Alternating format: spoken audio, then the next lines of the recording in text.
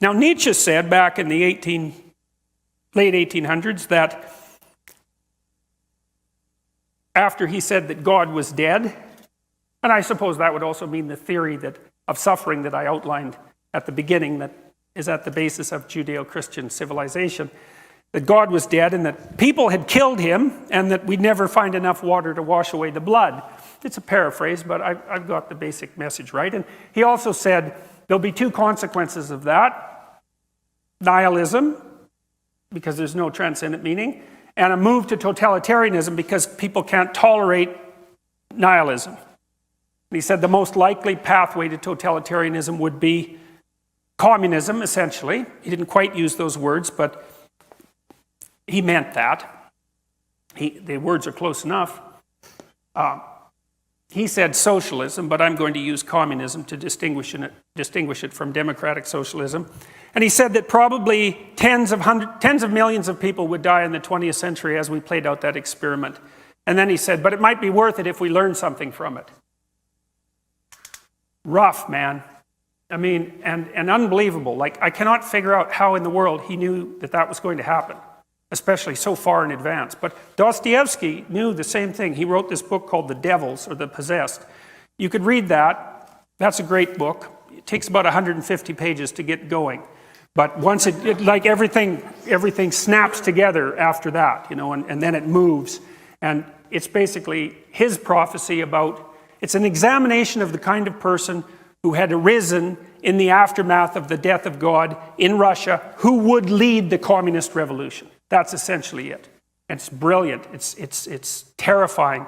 And it's a great intro to Solzhenitsyn's Gulag Archipelago, which describes what did happen when those sort of people took over the revolution. So let's look at what happened after the revolution.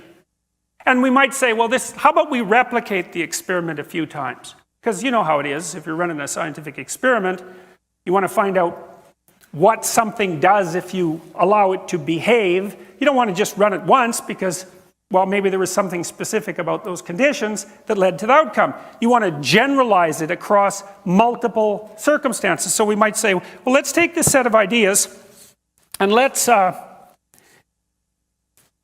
it on a large scale over a very long period of time in a variety of exceptionally diverse cultures and languages.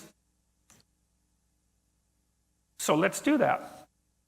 Okay, well, we could first start with the Soviets. People, even now, because it's like the 100th anniversary of the Russian Revolution, are celebrating Lenin. It's like, that's not good. That's like celebrating Hitler. Okay, I'm dead serious about that. It's not good. And the fact that people can dare to think that that's okay means that there's something wrong with the way that we look at history.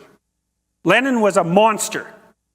And if you want to know about that, you can read Solzhenitsyn's writings about Lenin. Because the communist apologists say, well, it wasn't Lenin. Lenin was a good guy. He was all motivated by love of the working class. It's like, well, his henchman was Stalin. And if your henchman is Stalin, you're not a good guy. and Lenin was around during the early collectivization. And if you read what he wrote, you'll find out that he was perfectly willing to have any number of people die as long as his ideological system could be brought into being. So there's no celebrating Lenin. There's no we're cool, young, Marxist, hip revolutionaries, and he's our idol. It's like, there's none of that. Not if you know anything. Not if you're decent.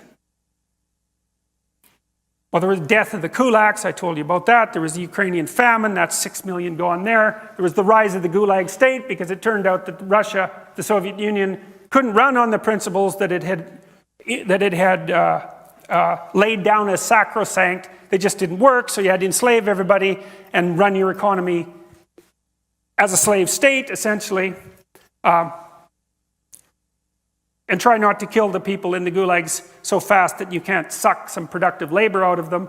There's the death of tens of millions of people. We don't even know. The estimates range from 15 to 60 million. And like, we won't get too picayune about the numbers because after the first 10 million, you kind of made your point. And the fact that we don't know between 15 and 60 is actually an indication of the horror of it. because our count is off by tens of millions. And that's only within the last century. And then there was the 1956 crackdown on Hungary and the 1968 invasion of Czechoslovakia. Then there was the whole thermonuclear Holocaust thing that was going on at the same time, and the fact that in 1962 and in 1984 we were seconds away from complete annihilation, right? During the Cuban Missile Crisis, the keys were in the intercontinental ballistic missile release systems, and Castro, as he admitted to Jimmy Carter, in case any of you are Castro fans, which you shouldn't be, that he was perfectly willing to have Cuba annihilated if it would have meant the defeat of the United States. And then in 1984, approximately, I may have the date exactly wrong, the Russians received an indication from their early warning systems that the Americans had launched 5 thermonuclear missiles, and one Russian decided that it was a mistake and refused to launch the retaliation. And he just died about 2 weeks ago. So, that was pretty close. And so that was experiment number 1, let's say. That wasn't good, that experiment. Let's put it that way. It wasn't good. It was exactly the antithesis of good. It was precisely the antithesis of good. But that wasn't all. There's the People's Republic of China. That's a different country, seriously a different country, right? Different tradition, different language. How many people died in China under Mao? No one knows. Same issue with the Soviet Union, although Mao was a bigger monster than Stalin, and that's impressive, because there's Hitler, there's Stalin, and there's Mao. And of the 3, Mao was probably the worst. He's still revered in China. Maybe that accounts for their affinity for North Korea, which could still destroy us all, the remnants of that horrible state. Maybe 100 million people died in China during the Great Leap Forward. That's a hell of a leap forward. Well, maybe it wasn't 100 million, maybe it was only 40 million. But as I said before, when you're counting in the tens of millions, your point's already made. And then there was Cambodia and the killing fields, and Bulgaria and East Germany and Romania and the Democratic People's Republic of Korea, that's North Korea, and Vietnam and Ethiopia, Hungary, etc., etc., etc. It was never a successful communist state. Cuba, I suppose, came closest, but it was radically... The Soviets poured money into Cuba, so that doesn't really count. So then the first question was, well, are these Marxists motivated by love or hatred? Well, is it love or hatred that produces 100 million dead people? And is that enough evidence or not? And if it's not enough evidence, if you think to yourself, well, that's not enough evidence, it was never really given a proper try. It's like, well, what would have been a proper try? See, I always think when I hear someone say that, I know what you think. You think in your delusional arrogance that you understand the Marxist doctrines better than anyone else ever has, and that if you were the one implementing those doctrines, you would have ushered in the utopia. That's what you mean when you say that. And,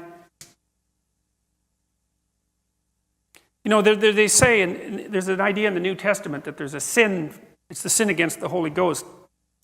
If you commit that sin, no one really knows what it is, that you can't be forgiven. And I would say, well, if you want a candidate for the sin against the Holy Ghost in the 21st century, the statement, real communism was never tried, with the underlying idea that if you had been the person implementing it, it would have worked, I think that's a pretty good contender for something for which you should never be forgiven.